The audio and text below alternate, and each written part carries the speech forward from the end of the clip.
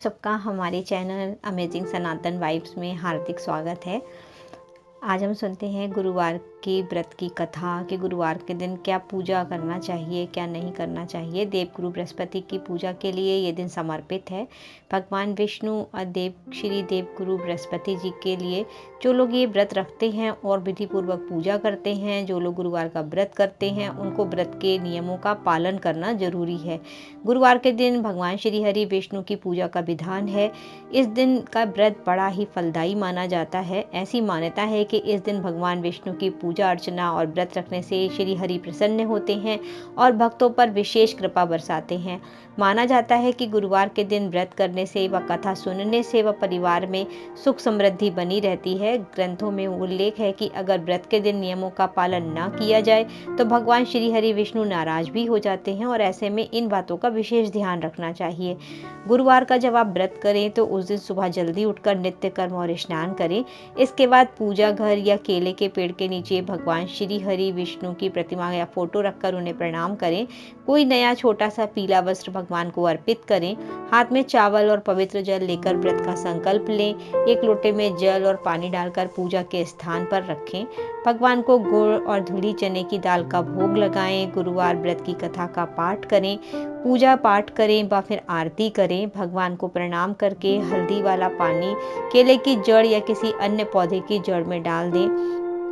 गुरुवार को श्री हरि के मंत्रों का जाप करें या विष्णु सहस्त्र नाम का पाठ करें। गुरुवार के दिन व्रती को कुछ बातों का ध्यान रखना चाहिए।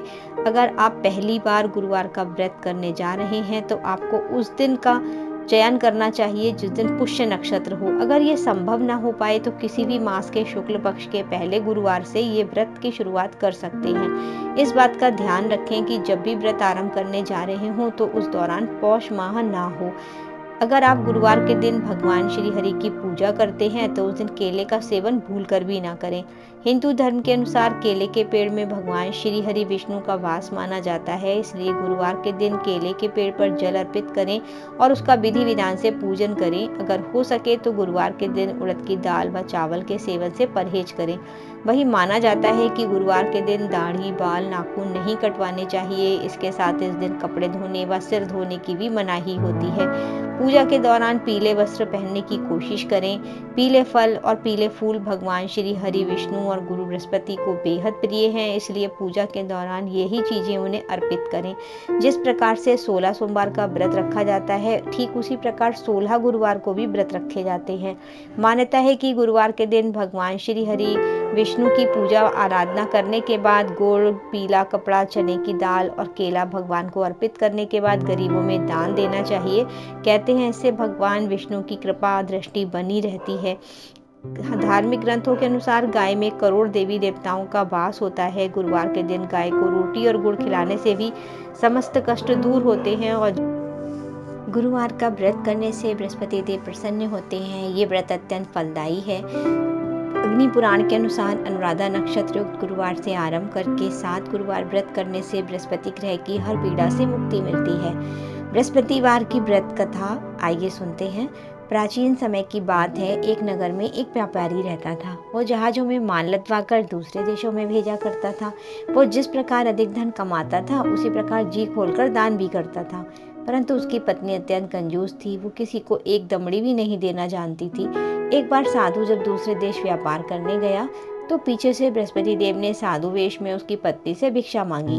व्यापारी की पत्नी बृहस्पति देव से बोली, हे साधु महाराज, मैं दान पुण्य से तंग आ गई हूँ और आप कोई ऐसा उपाय बताएं जिससे मेरा सारा धन नष्ट हो जाए और मैं आराम से रह सकूं। मैं ये धन लुटता हुआ नहीं देख सकती। बृहस्पति देव ने कहा, हे देवी, तुम बड़ी विचित्र हो। संतान और धन से कोई दुखी होता है? अगर अधिक धन है तो इसे शुभ कार्यों में लगाओ।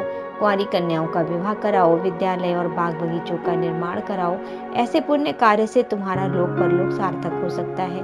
परंतु साधु की इन बातों से व्यापारी की पत्नी खुश नहीं हुई। उसने कहा, मुझे ऐसे धन की आवश्यकता नहीं है जिसे मैं दान दूं। तब बृहस्पति देव बोले, यदि तुम्हारी ऐसी इच्छा है तो तुम एक उपाय करना। 7 बृहस्पतिवार घर को गोबर से लीपो, घर की धुलाई करो, अपने केशों को पीली मिट्टी से धो लो, केशों को धोते समय स्नान करो, व्यापारी से हजामत बनाने को कहो, भोजन में मांस मदिरा खाओ, कपड़े अपने घर धो, ऐसा करने से तुम्हारा सारा धन नष्ट हो जाएगा। इतना कहकर बृहस्पति देव अंतर ध्यान हो गए। व्यापारी की पत्नी ने बृहस्पति देव के कहे अनुसार 7 बृहस्पतिवार वैसा ही करने का निश्चय ले लिया, लेकिन 3 बृहस्पतिवार ही बीते थे कि उसकी समस्त संपत्ति नष्ट हो गई और वो परलोक सिधार गई। जब व्यापारी वापस आया तो उसने देखा कि उसका सब कुछ नष्ट हो चुका है। उस व्यापारी ने अपनी पुत्री को सांत्वना दी और दूसरे नगर में जाकर बस गया। वहां वो जंगल से लकड़ी काट कर लाता और शहर में बेचता। इस तरह वो अपना जीवन व्यतीत करने लगा। एक दिन उसकी पुत्री ने दही खाने की इच्छा प्रकट की, लेकिन व्यापारी के पास में दही खरीदने के पैसे नहीं थे। वो अपनी पुत्री को आश्वासन देकर जंगल में लकड़ी काटने चला गया। वहां एक वृक्ष के नीचे बैठ अपनी पूर्व दिशा पर विचार कर रोने लगा। उस दिन बृहस्पतिवार था।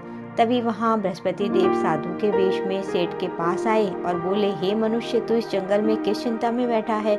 तब व्यापारी बोला, हे महाराज, आप सब कुछ जानते हैं। इतना कहकर व्यापारी ने अपनी कहानी सुना दी और रोने लगा।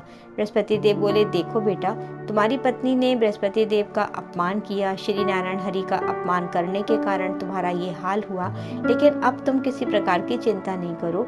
तुम गुरुवार के दिन श्री हरि का पाठ करो, बृहस्पति देव की कथा सुनो, 2 पैसे के चने और गुड़ को लेकर जल में लोटे में शक्कर डालकर वो अमृत और प्रसाद अपने परिवार के सदस्यों और कथा सुनने वालों में बांट दो। स्वयं भी प्रसाद और चरणामृत लो, भगवान तुम्हारा अवश्य कल्याण करेंगे। साधु की बात सुनकर व्यापारी बोला, महाराज, मुझे तो इतना नहीं बचता कि मैं अपनी पुत्री को दही भी खिला सकूं। इस पर साधु जी बोले, तुम लकड़ियां शहर में बेचना, तुम्हें लकड़ियों के दाम पहले से चौगुने मिलेंगे, जिससे तुम्हारे सारे कार्य सिद्ध हो जाएंगे। उसने लकड़ियां काटी और शहर में बेचने के लिए चल पड़ा। उसकी लकड़ियां अच्छे दाम में बिक गईं, जिससे उसने अपने पुत्री के लिए दही लिया और गुरुवार की कथा हेतु चना गुड़ लेकर कथा की और प्रसाद बांटकर स्वयं भी खाया। उसी दिन से उसकी सभी कठिनाइयां दूर होने लगी।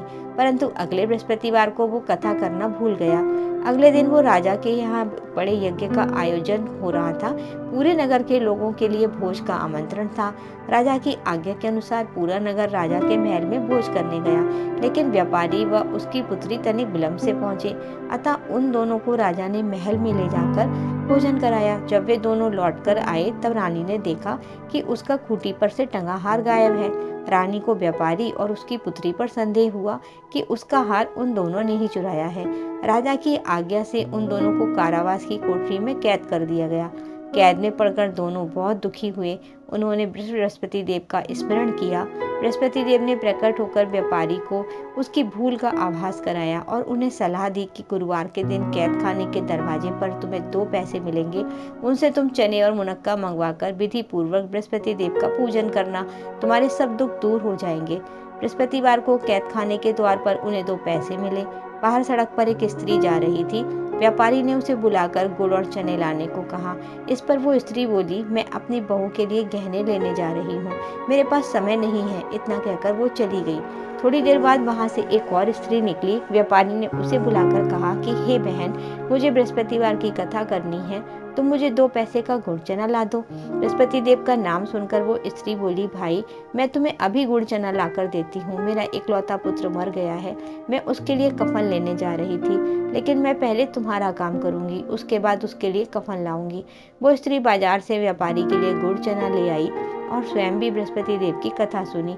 कथा के समाप्त होने पर वो स्त्री कफन लेकर अपने घर आई। घर पर लोग उसके पुत्र की लाश को राम नाम सत्य है कहते हुए शमशान ले जाने की तैयारी कर रहे थे। स्त्री बोली, मुझे अपने लड़के का मुख देख लेने दो। अपने पुत्र का मुख देखकर उस स्त्री ने उसके मुंह में प्रसाद और चरणामृत डाला। प्रसाद और चरणामृत के प्रभाव से वो पुनः जीवित हो गया। पहली स्त्री जिसने बृहस्पति देव का निरादर किया था, वो जब अपने पुत्र के विवाह हेतु पुत्रवधू के लिए गहने लेकर लौटी और जैसे ही उसका पुत्र घोड़ी पर बैठकर निकला, वैसे ही घोड़ी ने ऐसे उछाल मारी कि वो घोड़ी से गिरकर मर गया। ये देख स्त्री रो रो कर बृहस्पति देव से क्षमा याचना करने लगी। उस स्त्री की याचना से बृहस्पति देव साधु वेश में वहां पहुंचकर कहने लगे, देवी, तुम्हें अधिक विलाप करने की जरूरत नहीं है। तुम बृहस्पति देव का अनादर करके आई हो, उसके कारण ऐसा हुआ। तुम वापस जाकर मेरे भक्त से क्षमा मांगो और कथा सुनो, तभी तुम्हारी मनोकामना पूर्ण होगी। जेल में जाकर उस स्त्री ने व्यापारी से क्षमा याचना की और घर वापस आई। प्रसाद उसने अपने मृत पुत्र के मुख में रखा। चरणामृत के प्रभाव से उसका पुत्र भी जीवित हो उठा। उसी रात बृहस्पति देव राजा के सपने में आए और बोले, हे राजन, तूने जिस व्यापारी और उसकी पुत्री को जेल में कैद करके रखा है वो बिल्कुल निर्दोष है। तुम्हारी रानी का हार वहीं खूंटी पर टंगा है। दिन निकला तो राजा रानी ने हार खूंटी पर लटका हुआ देखा। राजा ने उस व्यापारी और उसकी पुत्री को रिहा कर दिया और उन्हें आधा राज्य देकर उसकी पुत्री का विवाह उच्च कुल में करवाकर और उसको हीरे जवाहरात दे करके विदा कर दिया। इस तरह से गुरुवार का व्रत करने से आपके समस्त कष्ट, समस्त मनोकामनाएं पूर्ण होती हैं और आपके मनोरथ फलते हैं। घर में सुख समृद्धि आती है, सद्बुद्धि मिलती है। ईश्वर से प्रार्थना करें, हे प्रभु हमें सद्बुद्धि दीजिए। और इस तरह से आपको उपवास करने के बाद, कथा पढ़ने के बाद आप बृहस्पति देव श्री हरि नारायण की आरती करें। उसके बाद प्रसाद वितरण करें और शाम को एक समय अन्न ग्रहण करके अपना उपवास खोलें। ऐसी ही अनमोल जानकारियों के लिए आप मेरे चैनल को लाइक करें, सब्सक्राइब करें और शेयर करें।